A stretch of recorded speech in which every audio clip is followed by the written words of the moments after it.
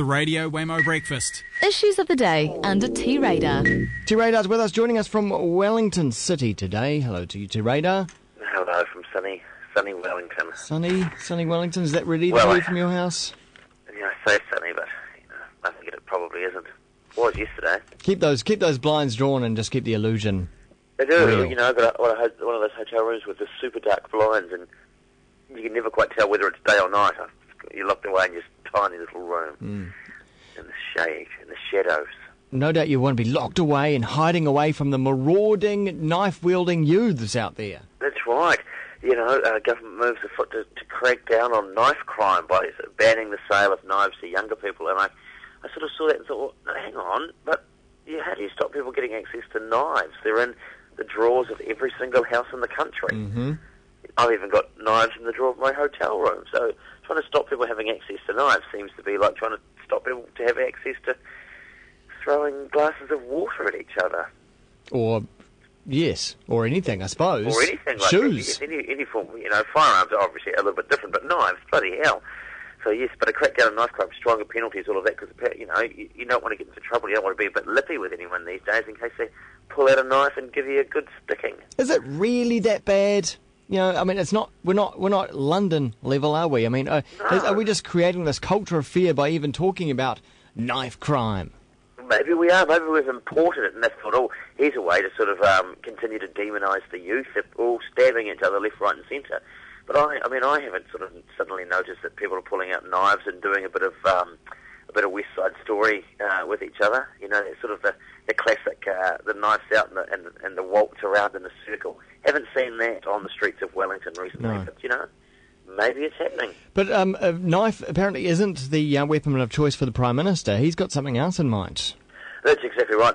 People may remember a while ago he said that if Richie McCaw wins the Rugby World Cup for New Zealand, he'll be knighted. And then he's come out recently and said that should Richie McCaw not win the Rugby World Cup, he'll be tasered. He says you should probably get to know the Chief of Police quite well because he's going to taser you if you don't win. Ooh.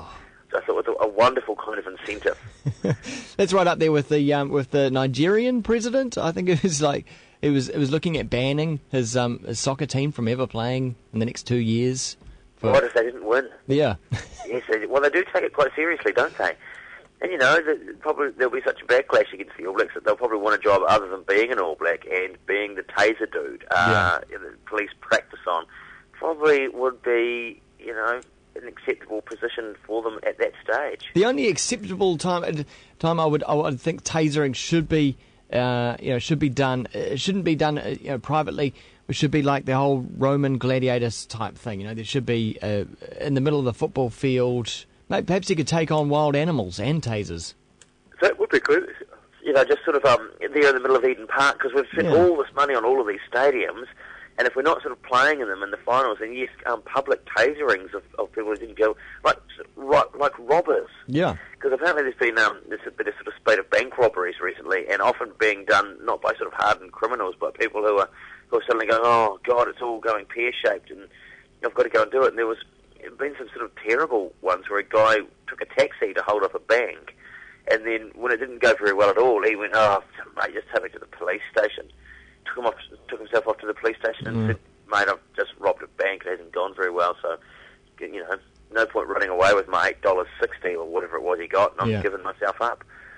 Terrible. Imagine that. Imagine being in that situation where you get to that point and you think, oh, I'm going to go rob a bank, and then you get there and it just doesn't work out. Well, I suppose being a bank robber is an occupation like any other, and if your heart's not really in it, that's right. Then I suppose you should move on to do something else. It's not really something you can practice. No. Where do you start? Dairies? It's really on the job, isn't it? You really. I suppose you can be an apprentice. You could go under another bank robber's wing. I guess so. There was a guy last week the police were looking for. Not difficult to narrow down who he was. I suspect he was a one-armed robber. And they went in, I think they robbed a bottle store or something, and he was sort of trying to carry out his loot, but he only had one arm. So the police went, we're pretty sure that people are going to know who he is. Yeah. I don't know. Hey, talking about criminals on something on a more of a worldwide bigger scale, the submarine drug submarine that's going on. Yes, I think sort of Colombia, they found a 100-foot, what's that, a 33-metre submarine. And normally in the past they had vessels that sort of submerged themselves a little bit. But this one was like a proper transoceanic voyaging submarine. Wow. They could fit sort of 10 ton of contraband in it. And the police went, yeah, we can't really believe it. It made a fiberglass is being built in the middle of the sort of the Ecuadorian jungle. Huh. Fantastic. Sort of, well, you think, not so great drug smugglers, but wonderful sort of effort they went to build a submarine in the middle of the jungle. Yeah. I defy people to do that here in a boatyard. Yeah, exactly. Did you hear about? I saw it on a telly program at one point. An early submarine in the 1800s that was attempted to be built in Dunedin. I talk about that in my show. Was it you? It was your show. It would be me. It would probably be Tell me. us about that. That was fascinating. Oh, look, they built one in Dunedin in sort of the 1860s to go and mine gold in the Clutha River. And they had it all there in Dunedin. They did a sea trial on it, and it all went sort of a little bit pear-shaped. No one drowned, but apparently a near-run thing. And they built it. It's a wonderful sort of thing. It's made of sort of iron, and it's like it looks exactly like an enormous submarine would, except one that's been made of iron. Yeah. And there was another one people talk of as well, somewhere near Takaka, that someone was making it of ferrous concrete. So they were building a concrete submarine near Takaka. And people keep saying it. Oh yeah, this guy went to do it. I've never actually seen it, but apparently parts of it's still lying around somewhere there. I've yet to sort of independently verify that. Do you think someone would tap him on the shoulder and go, yeah. Hang on a second, water? Concrete. No, water works. I mean, all you need is a sort of that weird buoyancy thing. It's like how ships float. Amazing. Enormous ships made of steel and how they float. It's all displacement theory. Yeah. I can't understand it. It's too complicated for me. It's like radio waves. I think you go to Wikipedia and have a look. Yeah, well, if it's not down. What? Well, it's been down. It's been down. Apparently, it's just come up, but it has been down for quite a long time.